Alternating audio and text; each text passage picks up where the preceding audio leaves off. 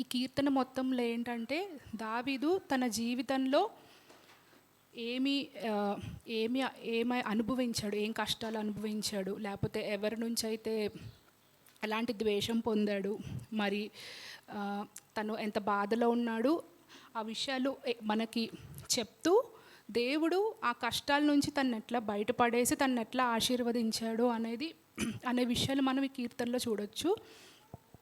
మరి మొదటి వచనం చదువుతాను.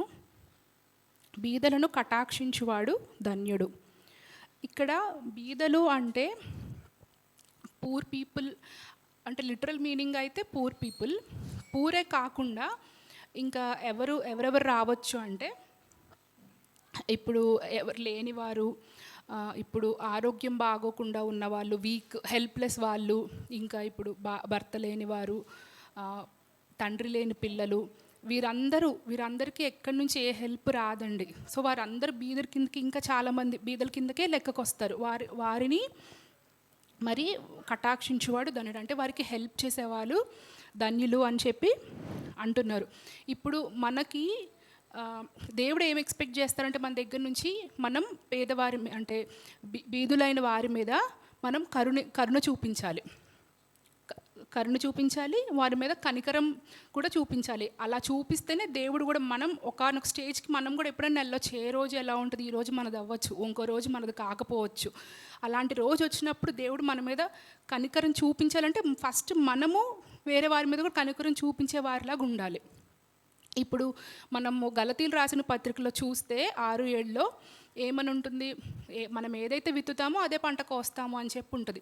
సో మనం ఏదైతే ఇస్తున్నామో తిరిగి మనం అది పొందుకుంటాము.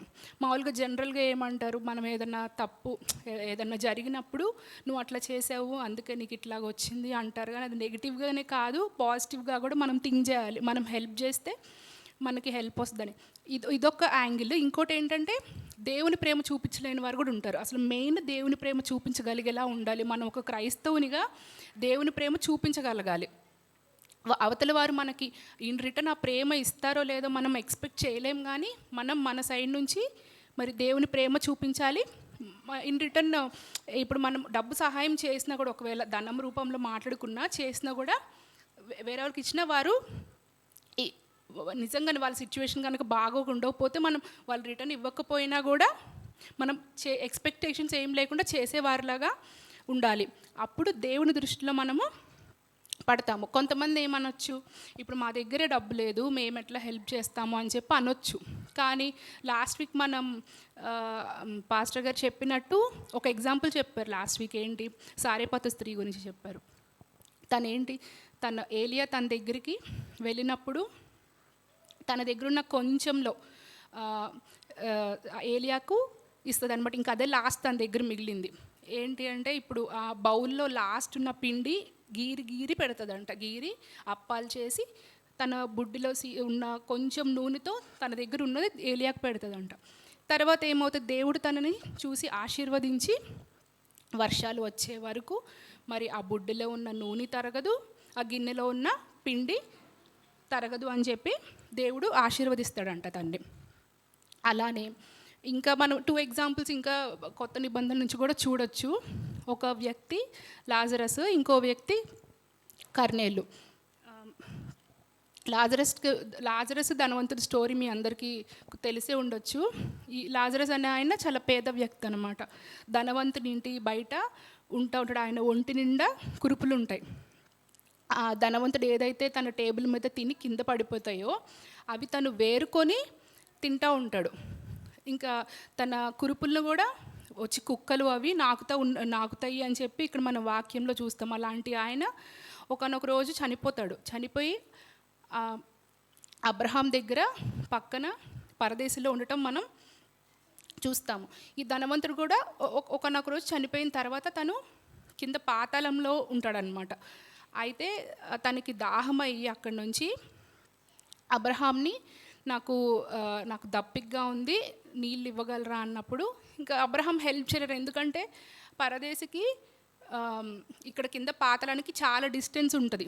సో మన చేతిలో ఎప్పుడైతే మనం ఇవ్వగలిగే స్టేజ్లో ఉంటామో మనం ఆ స్టేజ్లోనే ఇవ్వగలగాలి. ఎవరికైతే హెల్ప్ చేయగలగమో, ప్రేమ చూపించగలమో, ఏదైనా మన చేతిలో మనం అప్పుడే ఏదైనా చేయగలం. ఏదన్నా పరిస్థితి చేయి దాటిపోయినప్పుడు మనం ఏం చేయలేం. ఇంకొకరు ఈ కర్నేలు అనే వ్యక్తిని చూస్తే మనం ఆయన ఒక రోమియా అధికారి. ఆయన ఏంటంటే దేవుణ్ణి చాలా ధనవంతుడు అనమాట. ఆయన దగ్గర ఉన్న ధనం చాలామందికి కొర్నేలు క్షమించాలి, ఆయన చాలా ధనవంతుడు. ఆయన దగ్గర ఉన్న ధనాన్ని చాలా షేర్ చేస్తాడు, అందరికి పేదవాళ్ళకి ఇస్తాడు. అదంతా దేవుడు గమనిస్తాడు, దేవుడు చూస్తాడు. చూసి పేతుర్ని ఆయన దగ్గరికి పంపించి దేవుని వాక్యం ఆయనకు ప్రకటిస్తారు. లాస్ట్కి బాప్తిసం పొందుతారు. దేవుడికి ఇష్టడైన ఇలా ఆయన దానం చేసి గుణము అట్లా చూసి దేవుడు ఇష్టపడి మరి ఆయన్ని బాప్తిసం తీసుకొని తనలోకి చేర్చుకుంటారనమాట. సో మనం కూడా ఇచ్చేవారిలాగే ఉండాలి, అదర్స్ కోసం మనం కేర్ చేయాలి. ఇంకా దాని కింద అట్లా కేర్ చేయడం వల్ల వేరే వాళ్ళకి మనం హెల్ప్ చేసే కైండ్ హార్ట్ ఉండడం వల్ల వచ్చే ఆశీర్వాదాలు మనము కింద చూడొచ్చు. కింద 3వ వచనం వరకు చూడొచ్చు. ఏముంటాయంట, ఆపత్కాలమందు యెహోవా వానిని తప్పించును, యెహోవా వానిని కాపాడి బ్రతికించును, భూమి మీద వాడు ధన్యుడగును, వాని శత్రువుల ఇచ్చకు నీవు వాణ్ణి అప్పగింపవు, రోగాశయ మీద యెహోవా వానిని ఆదరించును, రోగము కలుగగా నీవే వానిని స్వస్థపరచుదువు. సో ఈ అన్ని ఆశీర్వాదాలండి. ఎవరెవరైతే కైండ్ హార్ట్ ఉంటుందో వారికి దేవుడిచ్చే ఆశీర్వాదాలు. మనం ఈ ఆశీర్వాదాలు ఏంటి అని మనం చూడాలి అనుకుంటే డ్యూటరానమీ ద్వితీయోపదేశకాండం 28వ అధ్యాయం చూస్తే ఫస్ట్ 14 వర్సెస్ దేవుడి మాట విన్న వారికి వచ్చే ఆశీర్వాదాలు ఉంటాయి. దేవుని మాట వినని వారికి ఏవైతే శాపాలు ఉన్నాయో 15 నుంచి లాస్ట్ వరకు చూడొచ్చు. సో ఇక్కడున్న ఆశీర్వాదాలన్నీ ఎలా రాయగలిగాడంటే దావీదు తను అనుభవించాడు. దేవుడు తను ఆశీర్వదించే విధానాన్ని బట్టే తను ఇక్కడ రాయగలిగారు అనమాట. ఆపత్కాలం ముందు యెహోవాని తప్పించును అంటే ఏదన్నా ఆపద వచ్చినప్పుడు దేవుడు తప్పిస్తారు. ఆపద రాకముందు తప్పించవచ్చు, ఒకవేళ ఆపద వచ్చినాకన్నా తప్పించవచ్చు. యెహోవాని కాపాడి బ్రతికించును, ఆపద నుంచి కాపాడి బ్రతికిస్తారు. ఇంకా శత్రువుల చేతికి అప్పగించకుండా శత్రువుల నుంచి కాపాడుతాడు. ఇప్పుడు డెత్ బెడ్ రోగాశయం మీద అంటే డెత్ బెడ్ మీద ఉన్నప్పుడు కూడా దేవుడు వారిని చూసి ఆదరించి స్వస్థపరుస్తారు అని చెప్తున్నారు. తర్వాత 4th వర్స్ చూసుకుంటే దావీదు, యెహోవా నా దృష్టి ఎదుట నేను పాపము చేసి ఉన్నాను, నన్ను కరుణింపుము, నా ప్రాణమును స్వస్థపరచుము అని మనవి చేసి ఉన్నాను. ఇక్కడ దావీదు తను చేసిన పాపం సడన్గా ఆశీర్వాదాల గురించి మాట్లాడి ఇంక తను చేసిన పాపం గురించి చెప్తున్నారు. ఏంటి అంటే ఇప్పుడు కింద తనకు జరిగిన స్టోరీ, ఇప్పుడు తన ఆశీర్వాదాలు ఎలా పొందుకున్నారు అనే విషయాలు ఇప్పుడు కింద మనకి షేర్ చేసుకుంటారు. ఎట్లా ఇప్పుడు తను పాపం చేశాను అని చెప్పి ఒప్పుకుంటున్నారు. ఎందుకు సడన్గా ఒప్పుకుంటున్నారు అంటే మనం 8th వర్స్లో చూస్తే ఆయనకి కుదురని రోగము వానికి సంభవించి ఉన్నది. అంటే మనం దీన్ని బట్టి ఏం అర్థం చేసుకోవచ్చు, అక్కడ దావీదుకి హెల్త్ బాగాలేదు, ఫిజికల్గా మెంటల్గా అన్ని విషయాల్లో ఆయన పరిస్థితి బాగాలేదు. సో ఇంకా ఆయన పరిస్థితి బాగోనప్పుడు ఇప్పుడు దావీదులో మనం చూసే మంచి క్వాలిటీ ఏంటంటే ఏదన్నా కష్టం వచ్చినా సుఖం వచ్చినా ఏదైనా కూడా ఫస్ట్ వెళ్ళిపోయి మోకరించి దేవునికి ప్రార్థిస్తారు. సో ఈయన చేసిన పాపము నాకు క్షమించమని చెప్పి దేవుణ్ణి ప్రాధేయపడతాడు. ఎందుకంటే ఇప్పుడు ఆయన వ్యభిచారం చేశారు. ఇక్కడ ఏ పాపం అని చెప్పి స్పెషల్గా మెన్షన్ చేయలేదు, బట్ మనకు తెలిసింది ఏంటంటే ఆయన వ్యభిచారం చేశారు. అది పాత నిబంధనలో ఉన్న 10 కమాండ్మెంట్స్లో అదొక రూల్ బ్రేక్ చేసినట్టే. సో ఆ బ్రేక్ చేసిన దానికి దేవుణ్ణి ఫర్గివ్ చేయండి అని చెప్పి అడిగి పశ్చాత్తాపం పొందుతున్నాడు. ఆ పశ్చాత్తాపం పొందటంలో బ్యూటీ ఏంటంటే దేవుడి దగ్గర మనం చేసిన తప్పుకు మనం పశ్చాత్తాపం పొందితేనే దేవుడు మనల్ని క్షమిస్తాడు. మనం ఏదో తప్పు చేసి దేవుని దగ్గరికి వెళ్ళి వేరే వారు అట్లా చేశారు కాబట్టి నేను అలా చేయాల్సి వచ్చింది దేవా అని చెప్పి రీజన్స్ ఎత్తుక్కోకూడదు. మనం ఇట్లా చేసింది దావీదు చేసిన తప్పు స్ట్రైట్ ఫార్వర్డ్గా దేవునికి అప్పచెప్పి దేవా నేను ఇట్లా చేశాను, నన్ను క్షమించు దేవా అని చెప్పి ఇక్కడ బ్రతిమలాడుతున్నారు అనమాట. మనం కూడా మన రియల్ లైఫ్లో కూడా మనం చేసిన తప్పు ఏదన్నా ఉంటే దేవుడు మనల్ని దేవుడు విమర్శించడు. ఇప్పుడు మనుషులైతే మనల్ని విమర్శిస్తారు, నువ్వు అట్లా ఎందుకు చేసావు, నువ్వు ఇట్లా చేయొచ్చు కదా, లేకపోతే మనల్ని క్యారెక్టర్ డిసైడ్ చేస్తారు. దేవుడు మనల్ని అట్లా క్యారెక్టర్ డిసైడ్ చేసే వ్యక్తి కాదు. మనల్ని ఎల్లప్పుడూ ప్రేమించేవారు, మనల్ని అర్థం చేసుకునేవారు. దేవుడు మనల్ని క్షమిస్తారు. అందుకే మనం ఇప్పటివరకు ఇట్లా ఉన్నామంటే దేవుడు మనం చేసిన పాపాలను కడగడం వల్లనే ఇక్కడి వరకు ఉన్నామని చెప్పి నేను నమ్ముతున్నాను. ఇంకోటి 4వ అధ్యాయం వచనంలోనే కింద, నన్ను కరుణింపుము, నా ప్రాణమును స్వస్థపరచుము అని మనవి చేసి ఉన్నాను. స్వస్థపరచమని ఫర్గివ్ చేశాను, నన్ను కరుణించి నన్ను స్వస్థపరచండి దేవా అంటే, ఇప్పుడు తను ఫిజికల్గా బాగాలేదు, మెంటల్గా బాగాలేదు కాబట్టి నన్ను స్వస్థపరచండి దేవా అని చెప్పి అడుగుతున్నారు. తర్వాత 5th నుంచి 8th వరకు చదువుదామండి. ఈ 5th నుంచి 8thలో ఏం చూస్తామంటే, శత్రువులు తనని ఏ విధంగా తన వెనకాల ఎట్లా కుట్ర పన్నుతున్నారో మనం చూడొచ్చు. 5th, అయితే నా శత్రువులు నా విషయమై చెడ్డ మాటలు ఆడుచున్నారు, వాడు ఎప్పుడు చచ్చును, వాని పేరు ఎప్పుడు మాసిపోవును అని చెప్పుకొనుచున్నారు. ఒకడు నన్ను చూడవచ్చిన ఎడల వాడు అబద్ధమాడును, వాని హృదయము పాపమును పోగు చేసుకొనుచున్నది, వాడు బయలు వెళ్ళి వీధిలో దాన్ని పలుకుచున్నాడు. నన్ను ద్వేషించు వారందరూ కూడి నా మీద గుసగుసలాడుచున్నారు, నశింపజేయవలనని వారు నీకు కీడు చేయున ఆలోచించుచున్నారు. కుదురని రోగము వానికి సంభవించి ఉన్నది, వాడు ఈ పడక విడిచి తిరిగి లేవడని చెప్పుకొనుచున్నారు.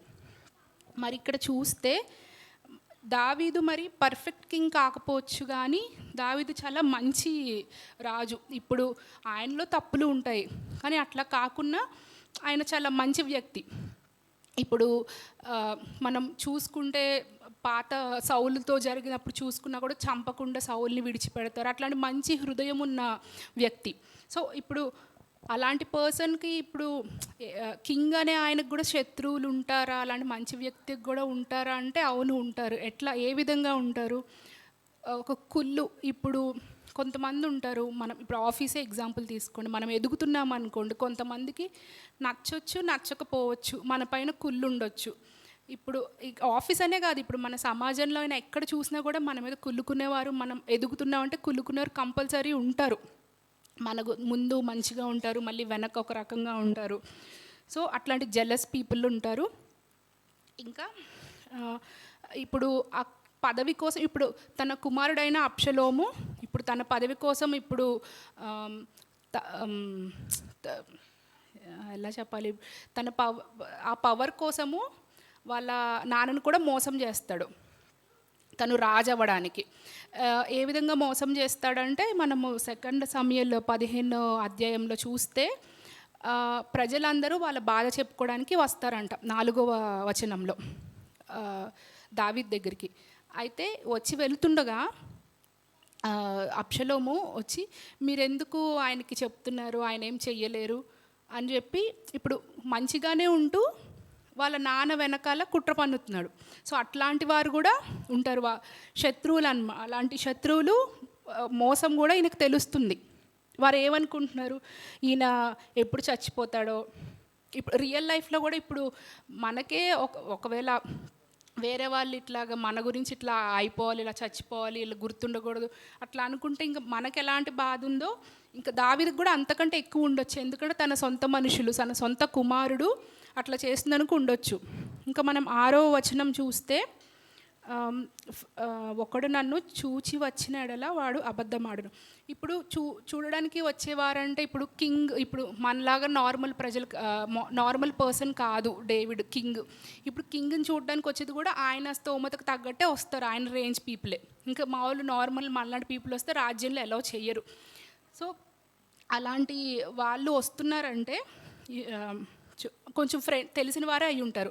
సో తెలిసిన వారు కూడా ఏంటంటే, వాని హృదయము పాపం పోగు చేసుకున్నది, వాళ్ళు బయలు వెళ్ళి వీధిలో దాన్ని పలుకుచున్నారు.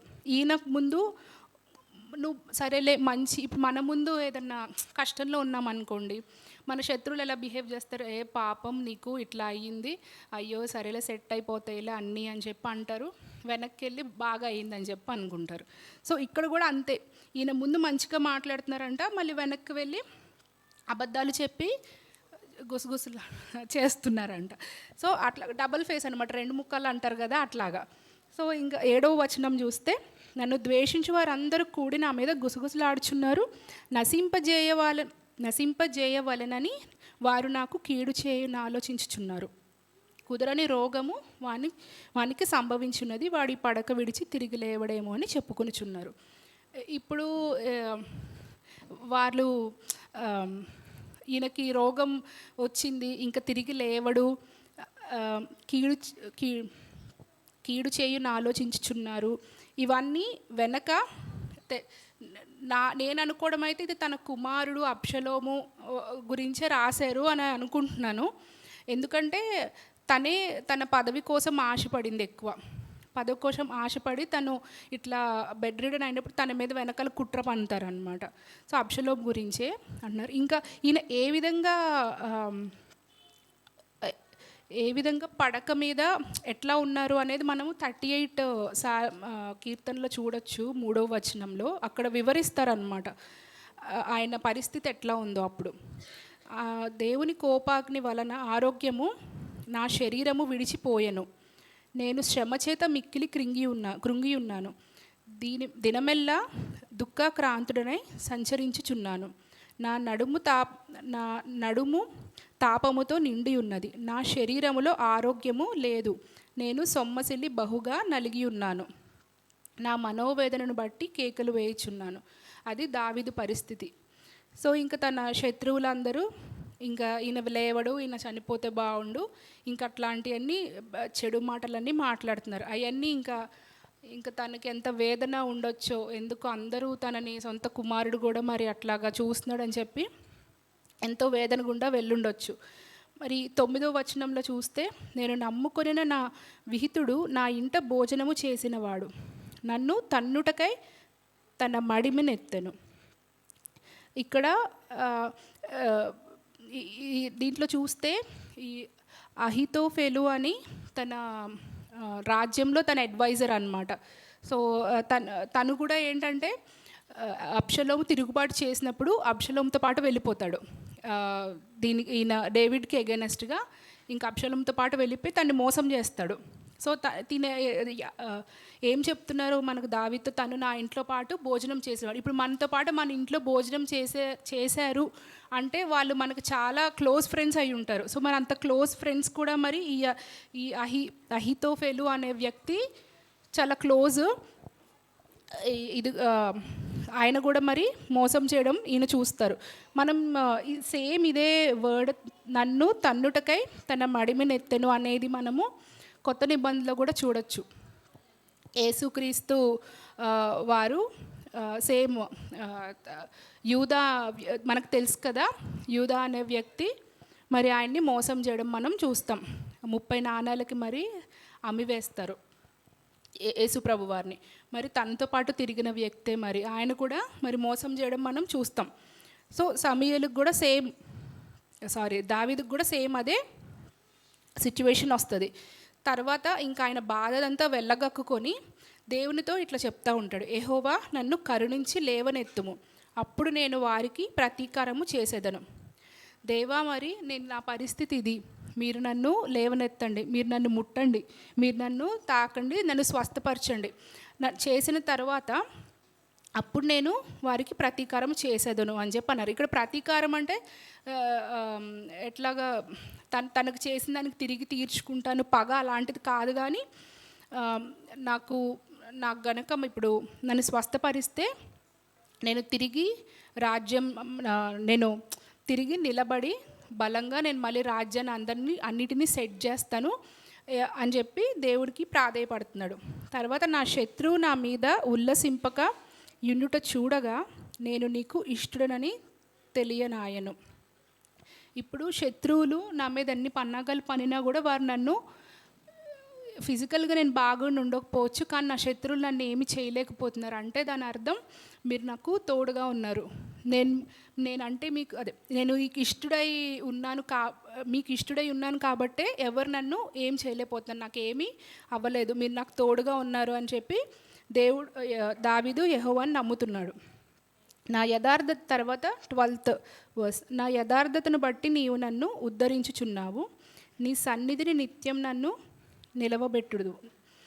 నా యథార్థతను బట్టి అంటే నేను చాలా హానెస్ట్గా ఉన్నా. మనం ఈ 4th వర్స్లో చూస్తాం కదా, దావీదు దేవుని దగ్గర ఎలా తన చేసిన తప్పును ఒప్పుకొని ఎట్లా అయితే దేవునికి ప్రార్థిస్తున్నాడో, దేవా మరి నువ్వు నా హానెస్ట్నెస్ని చూసావు కాబట్టి మరి నన్ను క్షమించి మరి నీ చెంతకు చేర్చుకో, నన్ను మరి స్వస్థపరచు, నన్ను ఉద్ధరించు అని చెప్పి ఇక్కడ అడిగి లాస్ట్కి 13th వర్స్లో దేవునికి ప్రైజ్ చెప్తున్నాడు.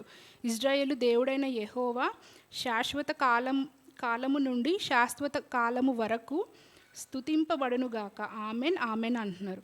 ఇక్కడ ఎన్ని కష్టాలు వచ్చినా, తనకు శత్రువులు మరి ఎంత వెంబడించి ఎన్ని మాటలన్నీ తన వెనకాల ఎన్ని కుట్రలు పనినా కూడా లాస్ట్కి దేవుణ్ణి స్తుతించాలి అని చెప్తున్నారు. మనం ఎలాంటి కష్టం వచ్చినా ఏదైనా మనకు ఫస్ట్ దేవుడి మీదే ఫస్ట్ చూడాలి, దేవుని వైపు చూడాలి, దేవునికి ఫస్ట్ ప్రిఫరెన్స్ ఇవ్వాలి. మనం మనుషుల దగ్గరికి వెళ్తే ఉన్న బాధ ఎక్కువ అవడం తప్ప ఏముండదు, వారు మనల్ని విమర్శించడం తప్ప ఏముండదు. దేవుని వైపు చూడాలి, దేవుడు మాత్రమే మనల్ని ప్రేమించేవాడు. ఎలాంటి కష్టమైనా ఏదైనా కూడా దేవుడు మాత్రమే మనల్ని ఆ కష్టం నుంచి బయట తీసుకోగలడు. ఎలాంటి అవసరం ఉన్నా ఏదో ఒక రకంగా దేవుడు మాత్రమే తీర్చగలడు. మనం ఒకవేళ అనారోగ్యంతో ఉన్నా, మన దగ్గర ఎంత డబ్బు ఉన్నా కూడా వేస్ట్. ఎంత పెద్ద పెద్ద రోగాలకు కూడా మందు లేదు. దేవుడు మాత్రమే, మనం ఏ పరిస్థితిలో ఉన్నా కూడా దేవుడు మాత్రమే మళ్ళీ బయటకు తీసుకొని వెళ్తాడు. దేవుడిని మాత్రమే మనము స్తుతించాలి. ఈ చిన్ని వాక్యం దేవుడు దీవించును గాక.